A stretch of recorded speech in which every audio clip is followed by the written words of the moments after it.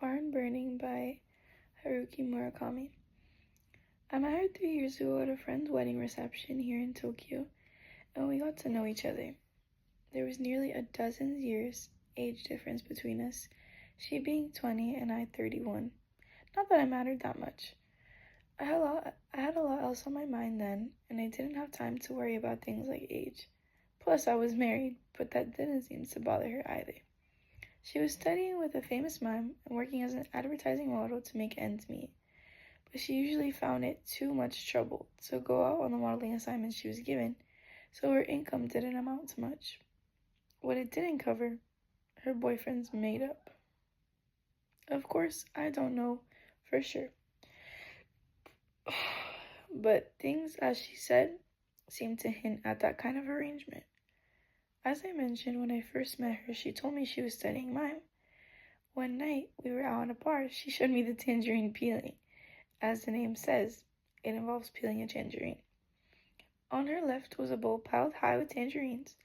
On her right, a bowl for the peels. At least, that was the idea. Actually, there wasn't anything there at all. She'd take an imaginary tangerine in her hand, slowly peel it, put one section in her mouth, and spit out the seeds. When she finished one tangerine, she'd wrap up all the seeds in the peel, deposit it in the bowl to her right. She repeated these movements over and over again. When you try to put it in words, it doesn't sound like anything special, but if you see it with your own eyes for 10 or 20 minutes, almost without thinking, she kept on performing it. Gradually, the sense of reality is sucked out of everything around you. It's a very strange feeling. You're pretty talented, I told her. It's easy. It has nothing to do with talent. What you do isn't make yourself believe that there are tangerines there. You forget that the tangerines are not there. That's all. I could see we were going to get along. We didn't go out all that often. About once a month, twice at most. I'd call her up and ask her where she'd like to go. We'd have something to eat, have a few drinks in a bar, talk up a storm.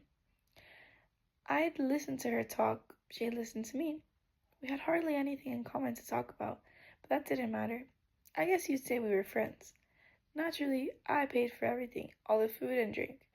A few times she called me up, usually when she'd run out of money and was hungry. On those occasions, she ate like you wouldn't believe. I was completely relaxed when I was with her. I could erase everything from my mind. All the work I didn't want to do, the jumble of senseless ideas people carry around in their heads. She had that effect on me. She didn't talk about anything in particular. Often I would just keep nodding my head, not really picking up the gist of her words. But listening to her made me feel relaxed, as if I were gazing at drifting clouds far off in the distance. In the spring of the year after we met, her father died. She inherited a little money from him. At least that's what she told me. She said she wanted to go use the money to go to North Africa.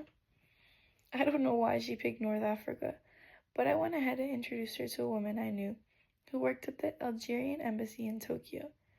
So she went off to Algeria. She went to North Africa.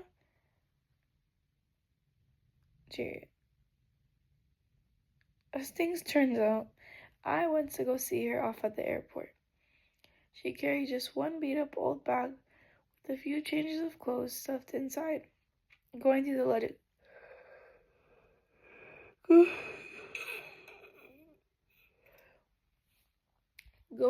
the luggage check, she looked more like she was going home to North Africa than taking a trip there.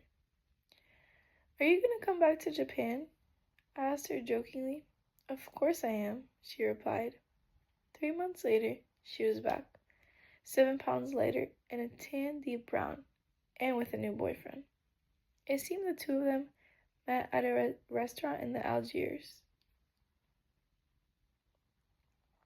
Since there weren't many Japanese there, they grew close. As far as I know, he was the first steady boyfriend she'd ever had. He was in his late 20s, tall, impeccably dressed, and well-spoken. His face was somewhat expressionless, but he was handsome enough and came across as a pleasant sort of guy. His hands were large, with long fingers. I knew that much about him because I went to pick her up at the airport. A telegram had come all of a sudden from Beirut with just a date and flight number.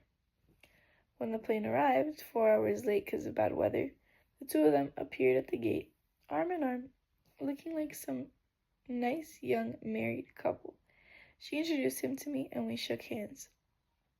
He had the firm handshake of a person who had lived abroad a long time. She said she was dying for a bowl of tempura and rice, so we went to a restaurant. She had some while he and I had a couple of drop beers.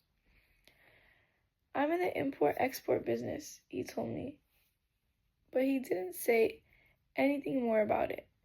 Maybe he didn't want to talk about his job, or maybe he thought I'd find it boring. I didn't ask any questions. When she finished her tempura, she gave a very deep yawn, and she said she was sleepy. She looked like she was going to fall asleep right on the spot. She had the habit of nodding off at the most unexpected times. He said he'd take her home by cab. I told him the train would be fluster for me. I had no idea why I had gone to all the trouble of coming out to the airport. I'm glad I could get to know you, he said somewhat apologetically. Same here, I replied. I saw him several times after that. Whenever I ran into her, there he'd be, right beside her, and if I had a date with her, he'd drive her to wherever we were supposed to meet. He drove a silver sports car, German. I knew next to nothing about cars, so I can't really describe it well. He must be pretty well off, don't you think? Yeah, she answered without much interest. Guess so. I wonder if you can make that much in foreign trade. Foreign trade? That's what he told me. He said he was in foreign trade. Well, I guess he must be, but I don't know. He doesn't seem to be working anywhere. He meets a lot of people, makes a lot of phone calls, but he doesn't seem to be too wrapped in it. Just like Gatsby, I thought. A young man who's a riddle. I thought, you have no idea what he does, really. But he never seems to be hurting for money. She called me one Sunday afternoon in October. My wife was out of town visiting some relatives, so I was home all alone. It was a beautiful, clear Sunday, and I was gazing at the trees in the garden, eating an apple. I must have eaten 7 apples that day. This happens from time to time. I get a pathological craving for apples. We were just in the neighborhood and wondered if we could drop by, she said. We? I asked.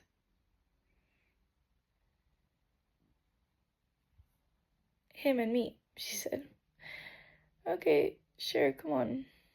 Okay, we'll be over in half an hour. I lay vacantly on the couch for a while, then got up, showered, and shaved. I couldn't decide whether I should straighten up the house. In the end, decided not to. There wasn't enough time to do a thorough job of it, and if it can't be done right, I thought, better not bother with it at all.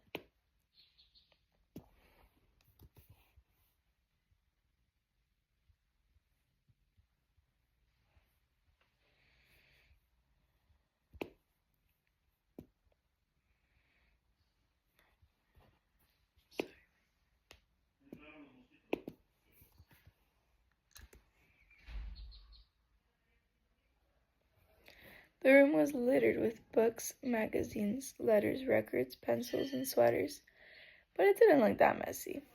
A little after 2, I heard a car pull up to the house. I opened the door. I saw a silver sports car at the curb. She stuck her face out the window, and I waved. I showed them where to park. Well, here we are, she said with a smile. She wore a light shirt that showed the outline of her figure through it, and an olive green miniskirt. He had on a navy blue blazer.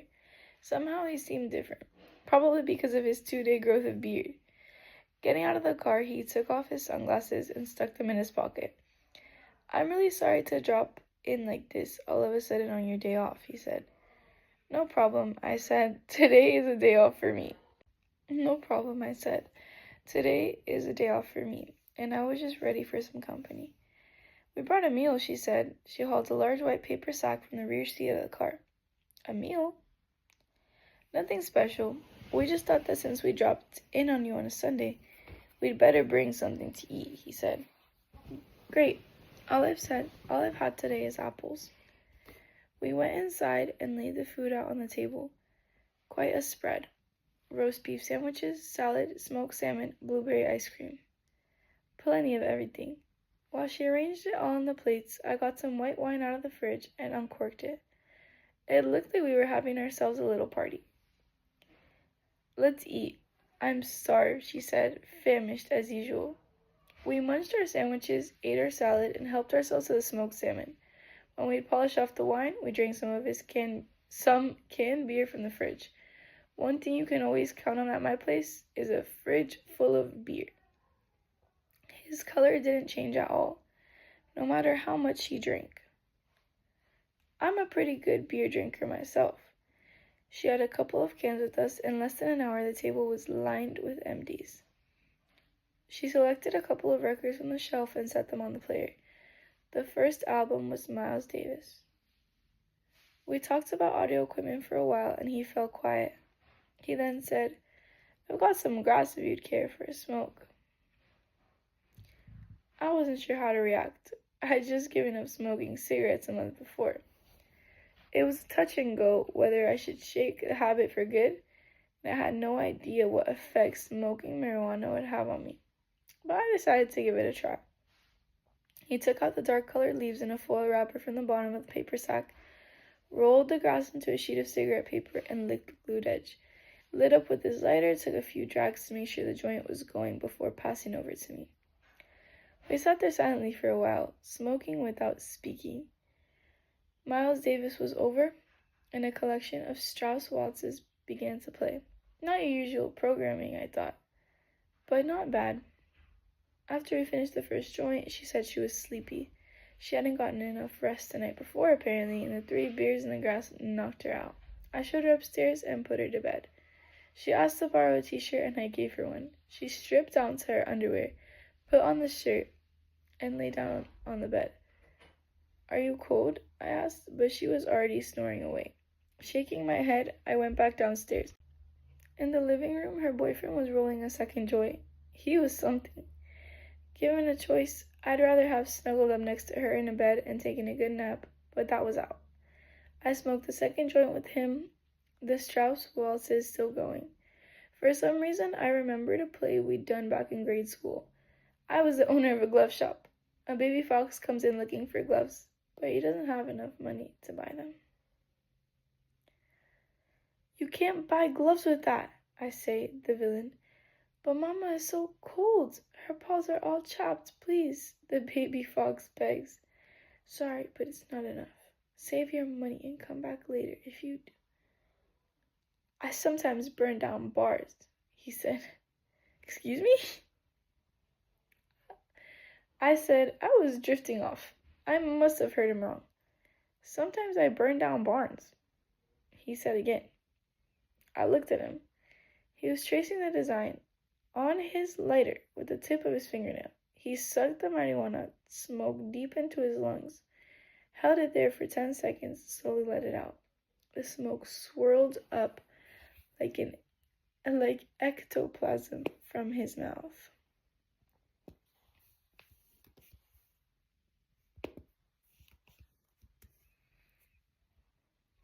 I brought this stuff back from India, he said. The best they had. You smoke this and all kinds of memories rush out at you. Light, smells, things like that. The quality of your memory. He paused in a leisurely way, and as if searching for the right words, lightly snapped his fingers a couple of times. Is like something you've never experienced before. Don't you think so? I do, I told him. I was lost in memories of the commotion of the grade school stage, of the smell of the paint on the cardboard scenery. I'd like to hear about the barns, I said. He gazed at me, his face, as usual, expressionless. You don't mind me telling you about it? Go right ahead. It's very simple, really. You pour gasoline around, throw on a lighted match, and whoosh, It's all over. It takes less than 15 minutes to burn to the ground. Of course, I'm not talking about large barns, more like sheds, really. So, I said and stopped. I couldn't figure out how to go on. So, why do you burn down barns? Is it strange? I'm not sure. You burn barns and I don't. Obviously, there's a difference between the two. He sat there blankly for a time. His mind seemed all twisted around like putty. Or maybe it was my mind that was twisted around. I burn roughly one barn every 2 months, he said. That seems about the right pace. For me, that is. I nodded vaguely. The right pace? So are these your barns you own? He looked at me as if he had no idea what I was talking about. Why would I burn down my own barns? What makes you think I own so many barns? So what you're telling me is you burn other people's barns, correct? That's right, he said. Of course that's right. Other people's barns. So it's illegal. Just like you and me right here smoking grass. Definitely against the law. I was silent, resting my elbows on the arms of the chair. I burn other people's barns without their permission. Of course, I always choose one that won't turn into a 4-alarm blaze. I don't want to start a fire. Just burn down barns. I nodded and stuffed out the stub of the joint. But if you're caught, you'll be in trouble. It's arson after all. You blow it and you could wind up in jail. I won't get caught, he said, casually. I pour on the gasoline, strike a match, and take off. Then I have a good time watching it all from a distance with binoculars. I won't get caught. The police aren't going to comb the streets over a lousy little barn burning down. He was probably right, I thought, and no one would ever think that a well-dressed young man driving an expensive foreign car would be running around torching barns. Does she know about it? I asked, pointing upstairs. She doesn't know a thing. Actually, I've never told another soul. It's not the kind of topic you can bring up with this anybody. Then why me? He spread the fingers of his left hand straight out and rubbed his cheek. The whiskers made a scratchy, dry sound like a bug crawling over a taut sheet of paper.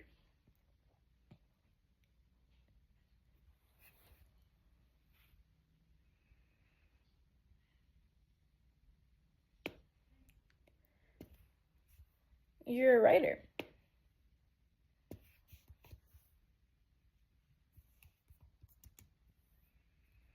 You're a writer, so I thought you must be interested in patterns of human behavior. Writers are supposed to appreciate something for what it is, before they hand down a judgment. Besides, I wanted to talk about it with someone. The way I'm explaining it might be a little weird, I guess. The world's full of barns that are almost waiting for me to burn them down. A barn all by itself beside the ocean, a barn in the middle of a rice paddy. Anyhow, all kinds of barns. Give me 15 minutes, I'll burn them to the ground, so it looks like there was never any barn there to begin with. No one gets choked up over it. It just disappears. Whoosh. But you're the one who judges that they're expendable, right? I don't judge anything. The barns are waiting to be burnt. I just accept that. I merely accept what's there. It's like the rain. The rain falls, the river swells up, something gets carried away in the flow. Is the rain making the judgment? It's not like I'm out to commit an immoral act. I have my own code of morality. We sat there, silent and still for a while, waiting, it seemed, for the glow to wear off. I had no clue what I should say next. It felt as if I were looking through a train window, watching a weird landscape flash in and out of view.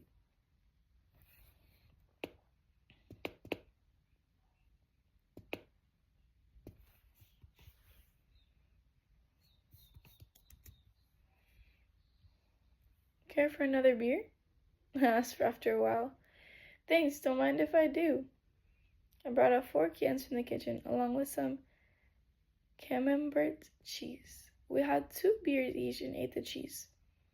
When was the last time you burned down a barn? I asked him. Let me see. He thought for a while. This summer, the end of August. And when are you going to burn down your next one? I don't know. I'm not going by some schedule circling dates on the calendar. I burn a barn when I get the urge to.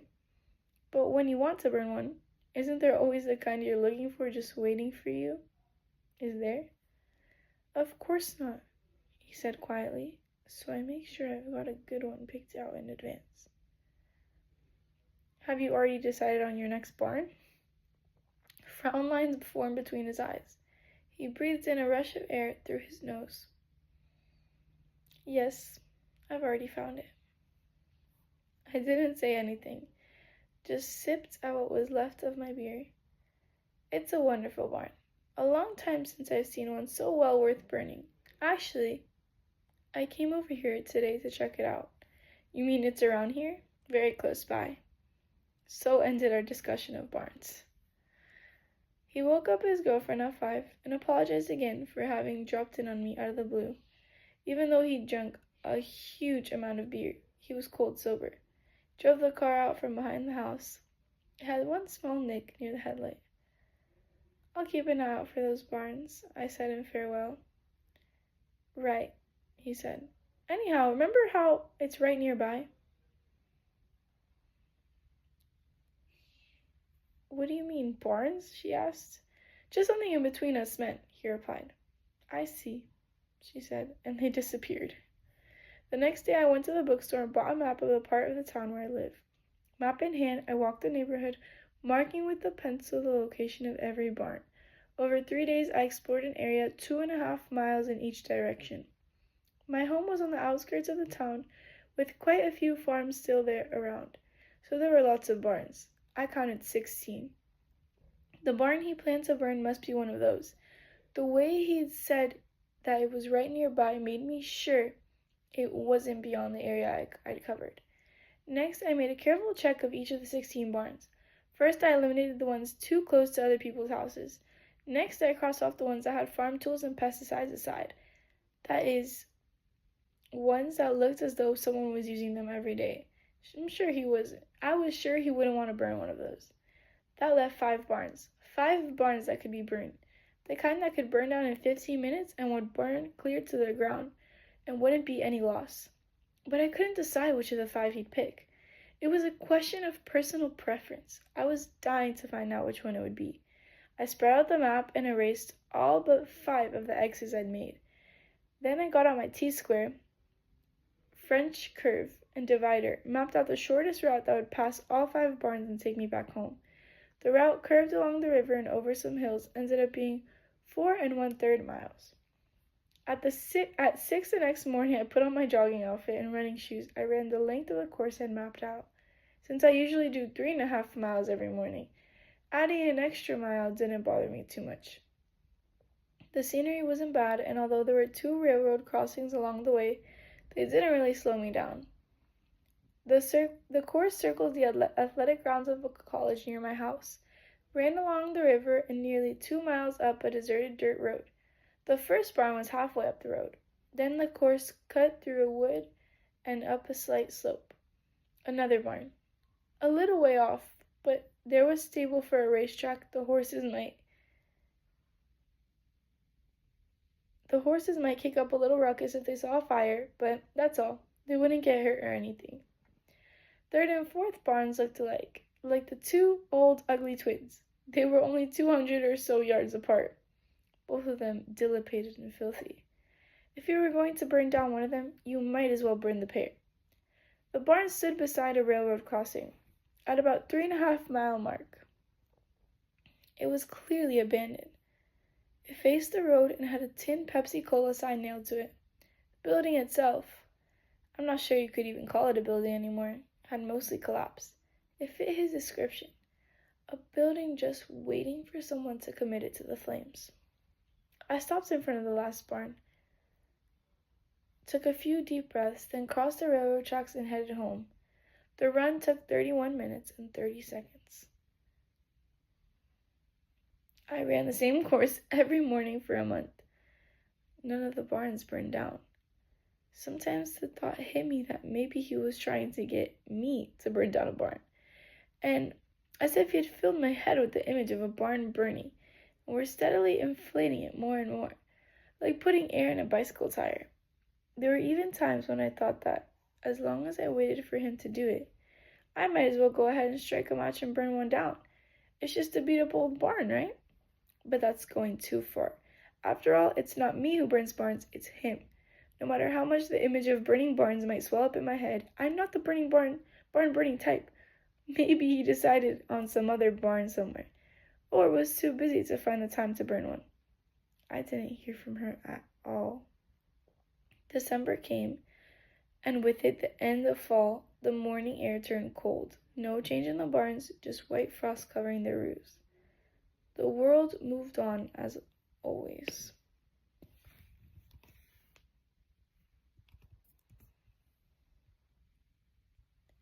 The next time I saw him was that December, a few days before Christmas. Wherever he went, Christmas carols were playing. I was busy walking around town buying presents for all sorts of people. Over near Nogizaki, I spotted his car in the parking lot of a coffee shop. There was no mistaking that silver sports car, with a small scratch next to the left headlight. Without thinking, I went inside. The interior of the shop was dark, with a strong aroma of coffee. People's voices were muted, and Baroque music played softly in the background. I spotted him right away. Seated by the window, he was drinking café au lait. I just said hello. I didn't tell him I'd seen his car parked out front. I happened to come in the shop and happened to run into him. Mind if I sit down? He asked. Not at all, he said. We chatted for a while, but our conversations went nowhere. We didn't have much to say to each other, and his thoughts seemed to be elsewhere. Even so, he didn't appear to mind my sharing his table. He told me about the harbor in Tunisia, and about the shrimp they catch there. It wasn't that he felt obliged to talk, he just wanted to tell me about the shrimp. But the story ran out halfway through, like a trickle of water being sucked up by sand.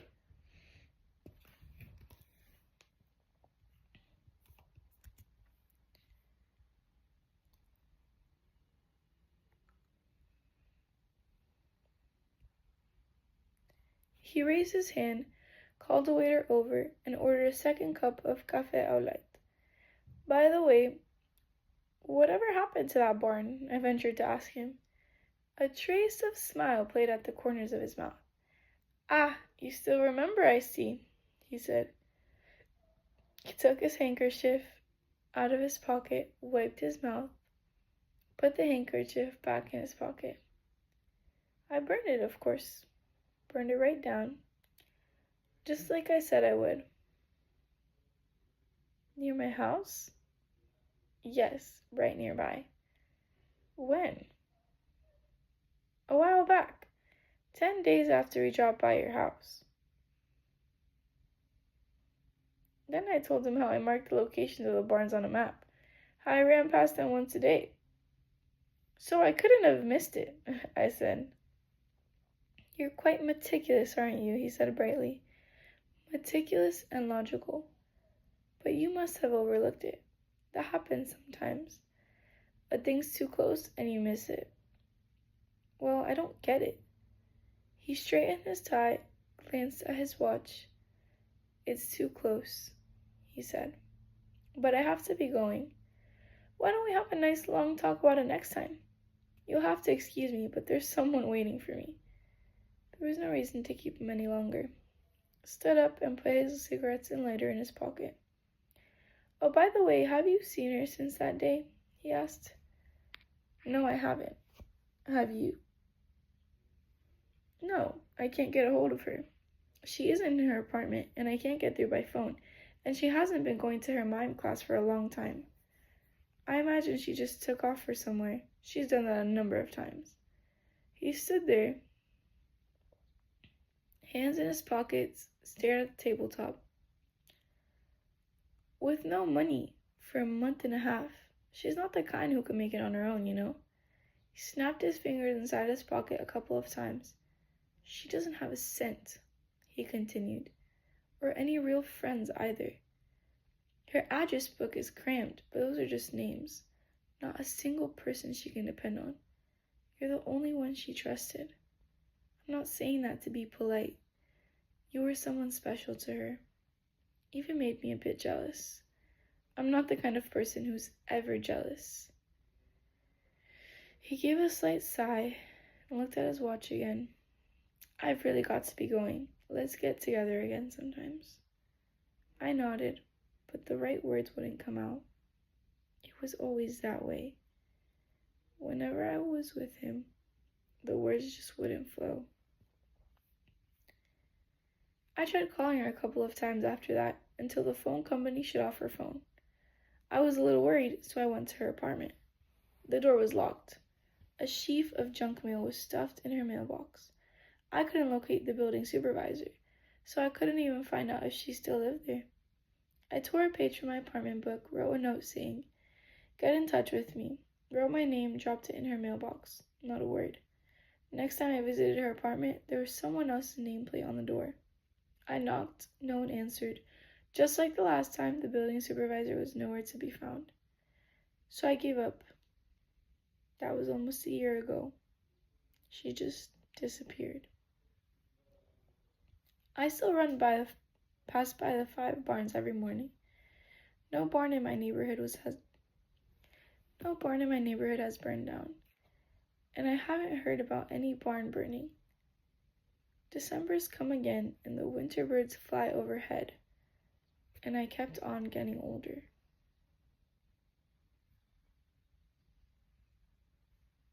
What the heck?